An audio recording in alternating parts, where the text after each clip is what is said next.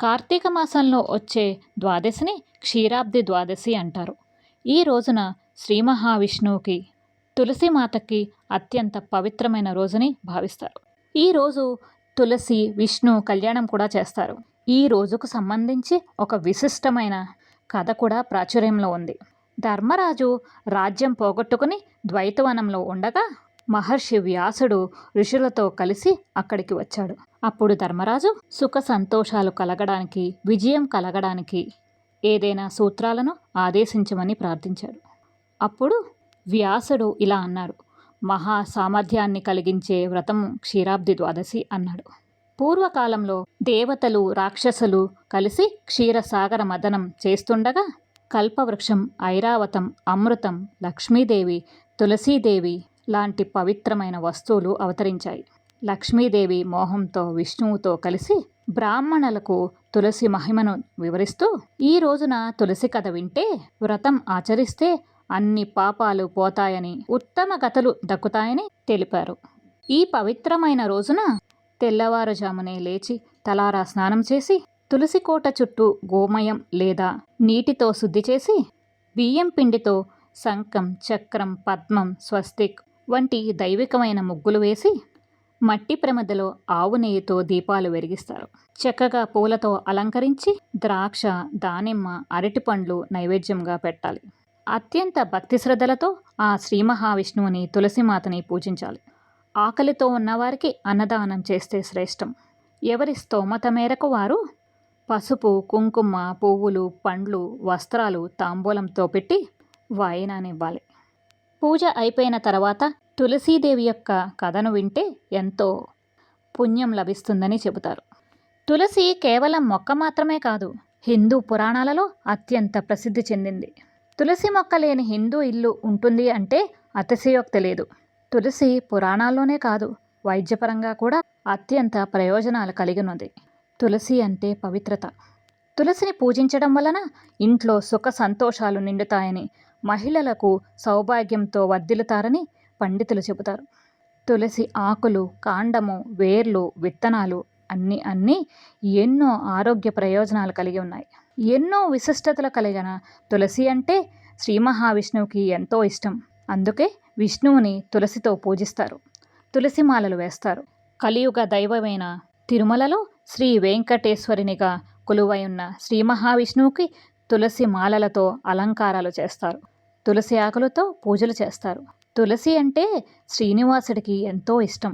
మరి ఎందుకు అంత ఇష్టం తులసి అంటే? దీని వెనుక ఆసక్తికరమైన కథ ఉంది. ఆ శ్రీ మహావిష్ణువు భక్తురాలు తులసి మాతగా మారిన కథ. ఆ కథ ఎంతో ఆసక్తికరంగా ఉంటుంది. శ్రీ మహావిష్ణువు భక్తురాలైన అతనినే శపించిన స్త్రీమూర్తి తులసి ఆవిర్భావం వెనుక ఉన్న ఆ కథ ఏమిటో తెలుసుకుందాం. తులసి ఎంత పవిత్రమైనదో, ఎంత విశిష్టమైనదో శ్రీకృష్ణ తులాభారం కథ వింటేనే మనకి తెలుస్తుంది. ఆ పరంధాముడు మణులు, మాణిక్యాలు, బంగారం, వెండి ఎన్ని సంపదలు సమర్పించినా ఆయన తులాభారంలో ఒక్క అంగుళం కూడా కదలలేదు. కానీ ఒక్క తులసీదళం వేయగానే ఆ శ్రీ మహావిష్ణువు సరి సమానంగా సరితూగాడు. అంటే ఎన్ని కానుకలు ఇచ్చినా ఒక్క తులసి దళానికి సమానం అని శ్రీకృష్ణ తులాభారం చెబుతోంది. పత్రం, పుష్పం, ఫలం, తోయం అంటారు. తులసీ దళానికి అంత విశిష్టత ఉంది. ఇప్పుడు అసలు తులసిమాత ఎవరు?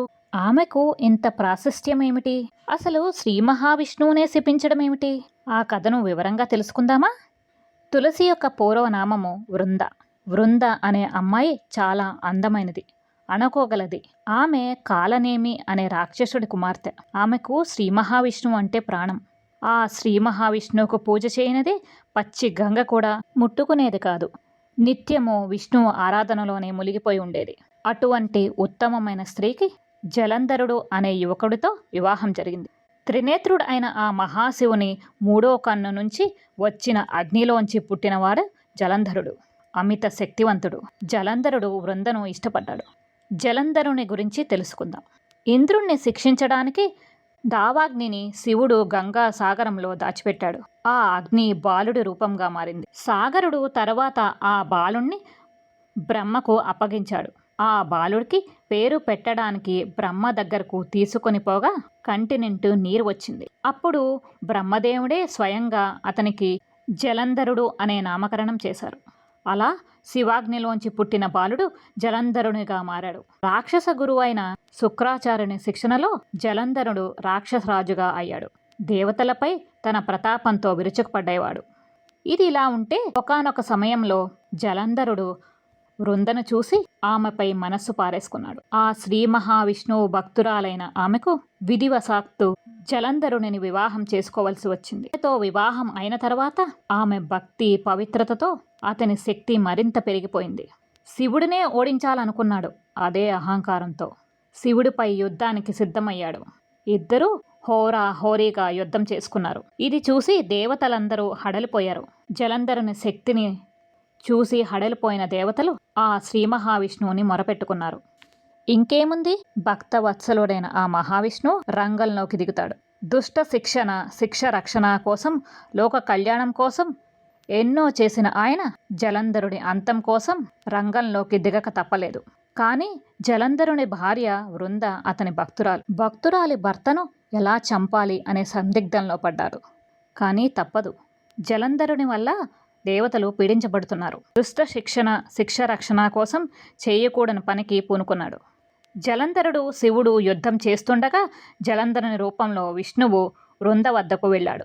మహావిష్ణువు తాకగానే తన భర్త కాదని తెలుసుకుంటుంది. ఆమె పాతివ్రత్యం అంత గొప్పది. పాతివ్రత్యం భంగం కావడంతో జలంధరుని శక్తి క్షీణిస్తుంది. మరోపక్క తను ఆరాధించిన మహావిష్ణువే తనను మాయ చేశాడు అని బాధపడుతుంది. తన ఆరాధ్య దైవమైన మహావిష్ణువుపై కోప్పడుతుంది. తన పాతివ్రత్య భంగం చేయడంపై ఆగ్రహించి వృంద మహావిష్ణువునే శపిస్తుంది. ఆమె మహాపతివ్రత. దీనితో ఆమె శాపనార్థాలు సాక్షాత్తు మహావిష్ణువుపై పనిచేస్తాయి. ఆమె శాపానికి గురి అయిన మహావిష్ణువు గండకీ నది సమీపంలో శాలిగ్రామ శిలగా మారిపోతాడు. అందుకే గండకీ నదిలో శాలిగ్రామ శిలల్ని సాక్షాత్తు శ్రీ మహావిష్ణువుగా కొలుస్తారు. ఆ శాలిగ్రామాలలో విష్ణు చక్రం, సూర్యుడి రూపంలో ఉంటారు. ఇది ఇలా ఉంటే శివుడితో యుద్ధం చేస్తున్న జలంధరుడు శక్తి తగ్గిపోయి ఆ మహాశివుని అస్త్రాలకు హతమవుతాడు. భర్త మరణించాడు అని తెలుసుకున్న వృంద తీవ్ర మనస్తాపానికి గురి అవుతుంది. ఇక తన జీవితం ఎందుకు అనుకుంటుంది. అలా తన జీవితాన్ని ముగించుకోవాలి అనుకుంటుంది. వృంద తనువు చాలించే ముందు విష్ణుమూర్తి ఆమెను తులసిగా పిలుస్తాడు. నువ్వు చాలా గొప్పదానివమ్మా. నిన్ను భూలోకంలోనే కాదు దేవలోకంలో కూడా కొలుస్తారు. నీవు సౌభాగ్యానికి ప్రతిరూపంగా పూజలు అందుకుంటావని ఆ శ్రీ మహావిష్ణువు ఆశీర్వదిస్తాడు. అంతేకాకుండా తనతో పాటు పూజలు అందుకుంటుందని వరమిస్తాడు. అందుకే తులసి లేకుండా విష్ణువుకి ఏ పూజ చేసినా ఫలితం ఉండదు అనే నానుడి ఉంది. అందుకే ఆ తులసిమాత ప్రతి ఇంట్లోనూ ఉంటుంది, పూజలు అందుకుంటూనే ఉంటుంది.